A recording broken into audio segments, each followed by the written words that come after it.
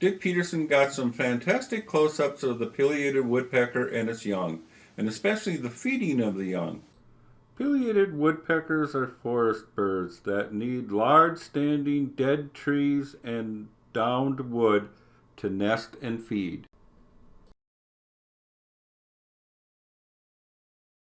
Dick was very fortunate in finding this nest of pileated woodpeckers, as they are very secretive about their nest sites. The pileated usually lays from 3 to 5 eggs. Both parents feed the young by regurgitation. About a month after hatching, the young leave the nest. Once the brood has been raised and the young had fledged, the pileateds abandon the hole and do not use it the next year usually, but it's a great place for wood ducks and owls to make their nests in. It's a rare privilege to see these shy and secretive birds up close like this.